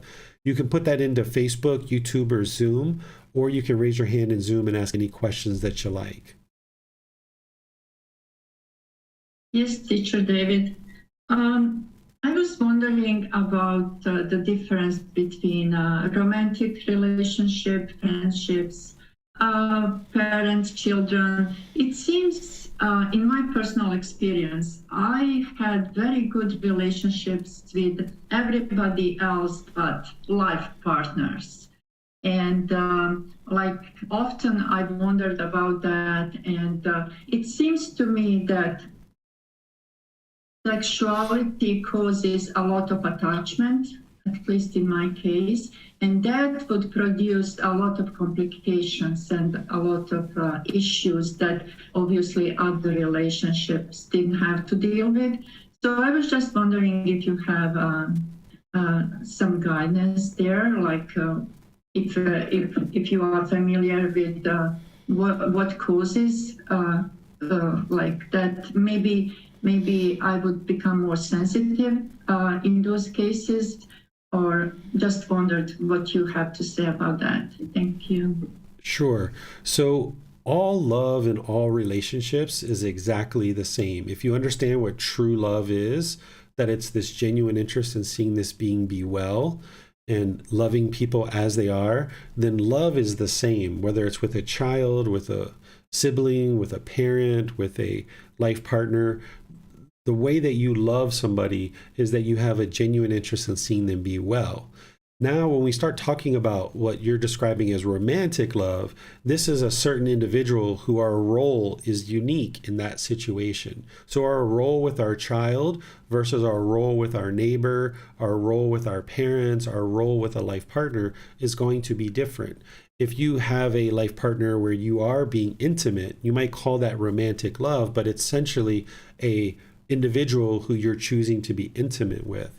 And when there's this intimacy, there's a certain expression of feelings through actions that occur, and there's a certain pleasantness that's happening as part of that sexual contact. That's why, people enjoy sexual contact so much, is that there's eyes, ears, nose, tongue, bodily contact in the mind. All of these 6 sense bases are involved in pleasing this other individual through our sexual contact, and then receiving pleasure from this other being through our sexual contact. So there becomes this expectation, there becomes this wanting, this craving. Now we want this person to please the physical body and thus please the mind to get these pleasant feelings. And the other person perhaps wants that as well. And then if things happen the way that we want, then we feel stimulated. We feel that we have these pleasant feelings. The happiness, excitement, elation, thrill, euphoria springs up in the mind. But then as this relationship goes on, those same things that are going on in the relationship with sexual contact aren't necessarily as pleasing anymore. And it becomes diminishing in terms of those feelings, of the pleasant feelings. And this is where somebody might say, I don't love you anymore. But really what's happened is their mind has gotten accustomed to the sexual contact, and now it's not as thrilling for them anymore. It's not as euphoric for them anymore as it was when we first met. So now if we start associating our sexual contact to this is our love, this is an expression of our love, well, if at the end of that intimate contact you feel satisfied with the pleasant feelings that you received, you might feel that you received love.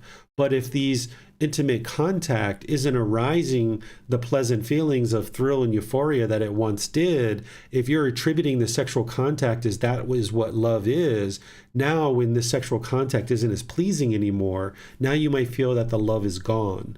There's a whole lot of importance put into life about sexual contact, and this is like the meaning of a relationship, and this is the determining factor of whether we're in love or not, because we're making love, right? That's what we call intimate contact, is we're making love. Well, no, we're having intimate contact and we're pleasing each other's senses through contact, through these six sense bases. That's what we're doing. We're arising pleasant feelings in the mind of the other person through these six sense bases and through the contact. The love is that genuine interest in seeing this person be well. And if we have a real interest in seeing this person be well, then maybe when we're having sexual contact, then maybe we do extra things to try to arise these pleasant feelings. But that pleasant feeling that's occurring in the intimate contact is not the love. That's where the unenlightened mind is confused. It thinks that those pleasant feelings during intimate contact is the love, but that's actually not the love. So when we understand that intimate contact is to produce these pleasant feelings in the mind, then we can understand that that's not the love. And you might choose to have sexual contact, and that's a personal choice, but there's always going to be some degree of discontentedness when there's sexual contact in a relationship. There's going to be times where you or your partner want sexual contact and you can't get it. And now, if the person's practicing wrong view, they're going to associate their painful feelings of sadness or anger, frustration, or others to the other person. And they might think, you don't love me anymore because you won't make love with me. Or the other side of that is not only can you have painful feelings because you're not getting sexual contact, and now you associate that with not having love, but you can have sexual contact, not have it be as pleasing as the mind wanted it to be, and now the mind feels like the love is gone. So there's all these challenges whenever there's this craving, desire, attachment, this wanting, this expectation around intimate contact and sexual contact, that now the mind can easily be left with feelings of anger or frustration or irritation or annoyance because the mind's not getting what it wants out of this sexual contact. And this is why an enlightened being is ultimately not going to be having sexual contact. They will have eliminated the craving for that. But if somebody chooses to practice these teachings and get all the way up to the first and second stage of enlightenment, you can still have sexual contact there. You're going to still be having discontentedness in that first and second stage of enlightenment, but perhaps you need to have enough sexual contact and experience that enough that you finally get to the point at whatever point in your life where you're like, you know what, we've done that enough. We've experienced that enough. We can kind of gradually let that go, because that's going to naturally happen by itself anyway. There's very few people who are 80 years old, 90 years old still having sex. There are very, very few people that are doing that. So this feeling for sexual craving actually gradually diminishes as we age anyway. One of the ways that it gets eliminated is that we actually fulfill it, that we do it enough times that we're like, yeah, I've been there, done that. And what you'll notice is as you eventually get to that point in your relationship, if you're with a life partner that you truly enjoy being with, that when the sex is no longer there, you can actually be even more peaceful and more joyful in the relationship, that there's no longer this wanting of sexual contact from each other. So therefore, there's no longer this attributing of painful feelings to the other partner when there's not sex, or when the sex isn't as fulfilling as the mind wanted it to be. When you just take that whole craving off the board, now you don't want anything from your partner. The only thing you're interested in is seeing that person be well.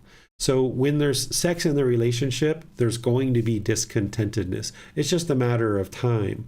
But if both people are practicing right view, when they're experiencing those painful feelings, at least they don't attribute it to the other person, that they realize it's their own craving for sexual contact.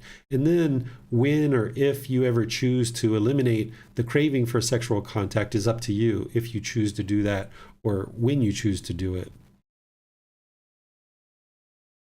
Thank you, Teacher David. That helps a lot.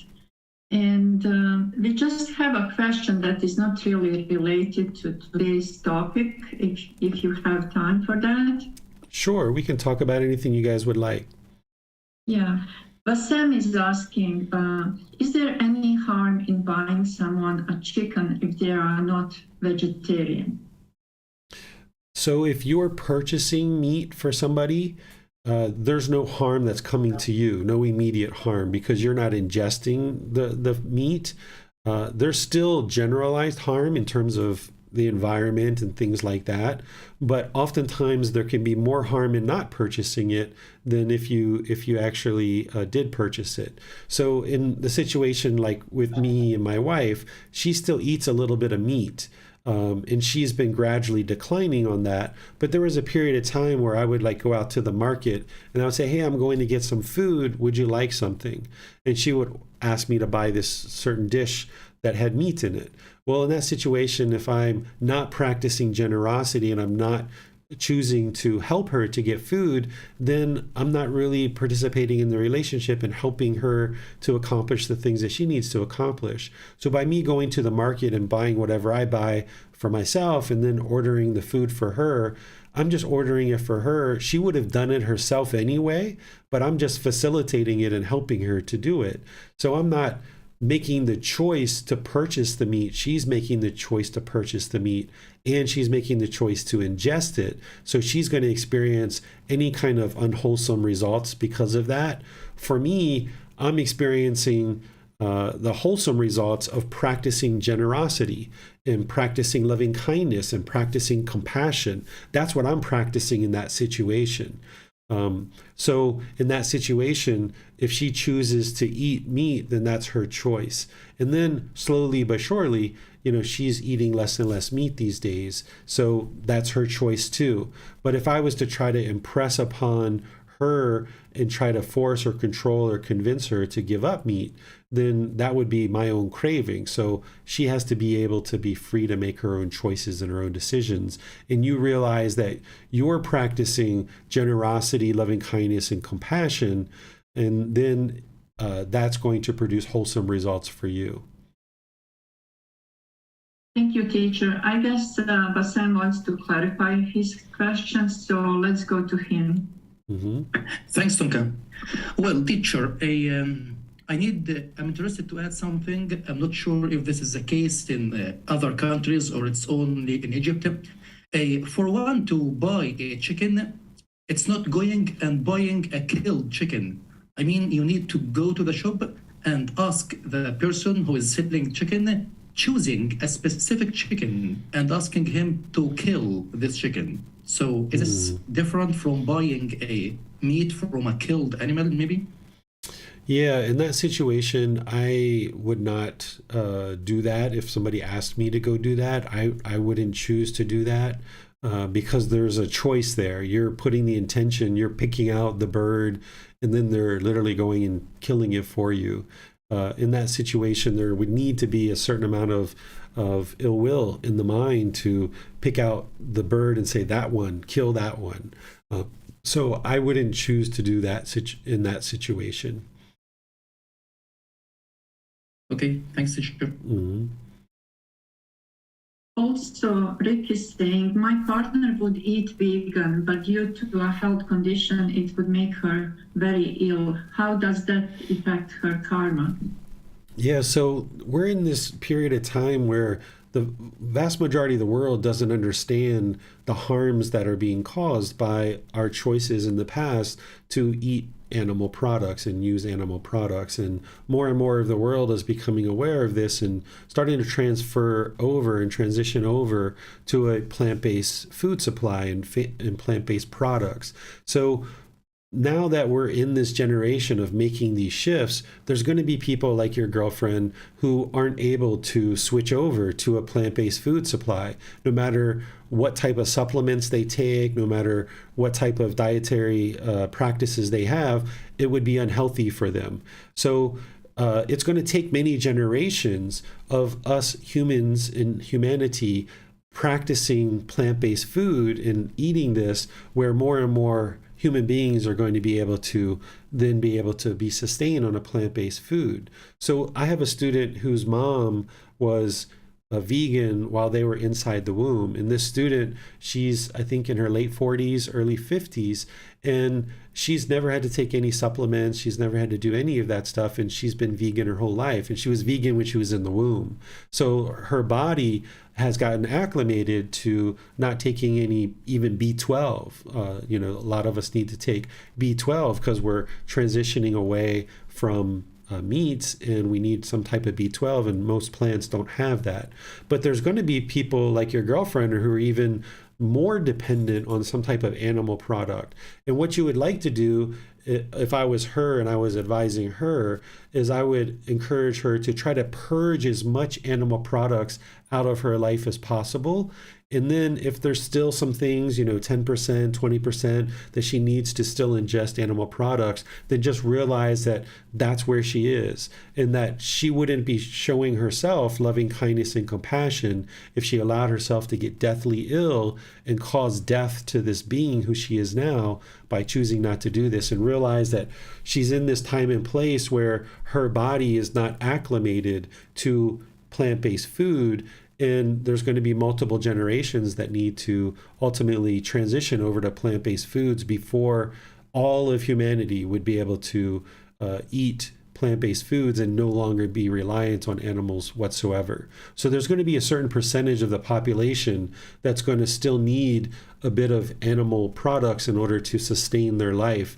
And that would be showing themselves loving kindness and compassion. And that's also part of not craving permanence. Whereas if we had this idea of everybody in the world has to be plant-based right now at the snap of a finger, this would be craving permanence, and it's just not possible.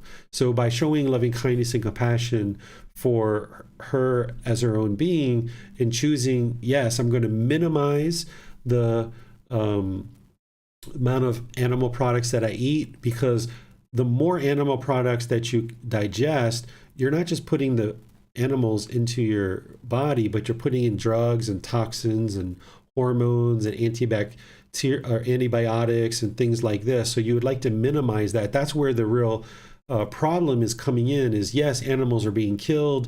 Yes, the environment is being affected, but where you're being affected as an individual if you eat animal products is you're ingesting drugs, toxins, hormones, antibiotics, and this is going to cause illness in your own body. So you would like to minimize your input and intake of animal products to minimize the digestion of those harmful substances that are coming along with the animal products.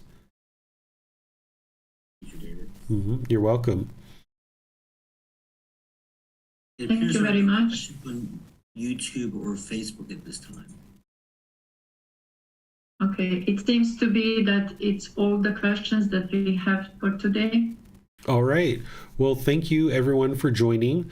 Our next class that's coming up in next week on Sunday, we're going to be continuing in this same retreat series of harmony and relationships, but now the topic of next week's class is going to be the path to enlightenment, practicing the path in the workplace. Because oftentimes people learn this path to enlightenment about right intention, right speech, right action, and things like this. And we think, okay, well, if I go around and I use all these teachings and everyone else isn't in my workplace, how am I supposed to conduct myself? Or if I'm working on not having craving, desire, attachment, but yet my boss is craving for me to do things a certain way, how do I manage this? So I'm going to help you with teachings about how to practice this path to enlightenment in your workplace and developing your life practice so that you're not thinking that you can't practice these teachings in the workplace, but instead you know how to do that. So that'll be next Sunday's class. And then this Wednesday, we're going to be doing breathing mindfulness meditation together. And then on Saturday, we're doing our Pali Canon and English study group where we're studying the words of the Buddha in volumes 2 through volumes 13. We're in volume 13 now, and we're exploring chapters 20 through chapters 21 through chapters 30. That's what we're going to be exploring this Saturday. And that program of the Pali Canon and English study group is restarting on January 28th. It's starting from the very beginning with volume 2. And that's a 1.5-year program. And people can actually start that program at any time. You don't have to start at the beginning, but some people like to kind of start at the beginning. So just to let you know that it's restarting on January 28th. And the group learning program is going to be restarting on January 8th. So that's a very short time away from now, where both of these programs are going to actually be restarting at the beginning of the year. So whether you've been studying regularly or you're just joining, you can actually retake these programs more than one time. Or if you're moving from the group learning program into the Pali Canon and English study group, you can do that. Or if you're just starting to learn about these classes and what we're starting to teach, you can actually join these programs and start learning each Sunday, Wednesday, and or Saturday. You can join these programs and these classes as you like, and all the classes are recorded. So anytime that you miss a class, you can watch that on Facebook, YouTube, or listen to it on our podcast. So thank you all for attending. Thank you for your questions. Thank you to the moderators for moderating. I appreciate all the dedication and diligence to learning and practicing these teachings. We'll see you in one of these future classes. Have a very lovely rest of your day. Sawadee ka.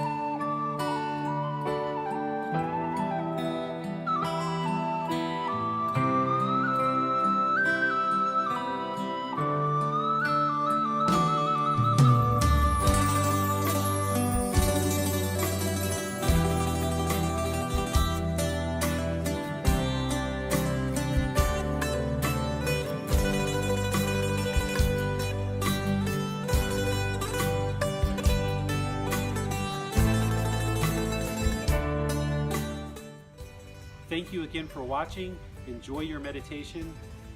Look forward to seeing you online and answering any questions that you might have. Thank you so much.